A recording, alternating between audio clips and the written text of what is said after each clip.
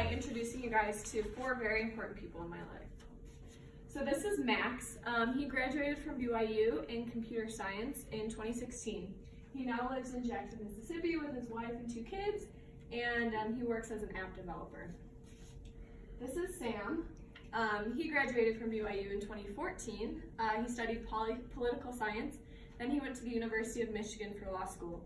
He now works as a lawyer in Portland with his kid and wife. This is Jack.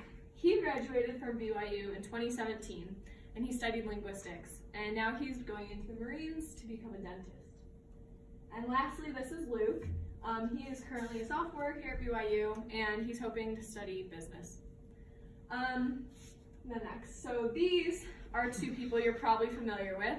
Brigham Young here on the left, and Carl G. Mazer on the right. These people are very different than the first 4 boys that I introduced to you. However, there's one very noticeable similarity, that which is the beards. Okay, so the first 4 people I introduced to you are my brothers. They are great examples to me. They're so loving and funny and kind and smart, and 4 of my favorite people. However, they wouldn't be allowed to say that they're living by BYU's honor code because of one thing, their beards. Today, I would like to persuade you all to push for a change of the restrictions of beards here at BYU. Why is it, not yet, sorry. Why is it that BYU students, ever since the 1970s, are not allowed to have beards when the first principal of the school and the founder of BYU had ginormous beards? I'll tell you, thanks, this point. No problem. In 1972, the BYU Board of Trustees approved a list of 12 new rules for the honor code, one of which including the grooming standards. You see, when BYU began, there wasn't a policy restricting beards. The BYU honor code under dress and grooming standards states, men are expected to be clean-shaven, beards are not acceptable.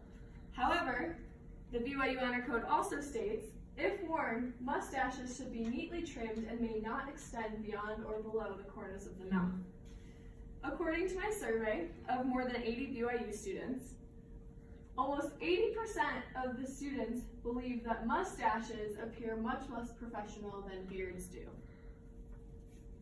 Additionally, you can see here. Oh yeah, that was good. Additionally, out of the males who took my survey, 64% said that they would grow a beard if they could. You may wonder why the BYU males are a reliable source.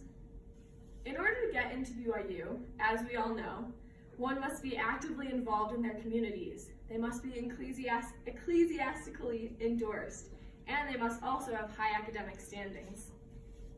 The honor code states that cleanliness is an important value that reflects personal dignity and integrity. But, as I just explained, BYU students emulate personal dignity and integrity. Does a beard really take that away? In a world where beards are becoming more and more common in professionalism, BYU is due for a policy change. Now remember, this isn't coming from a personal desire to grow a beard.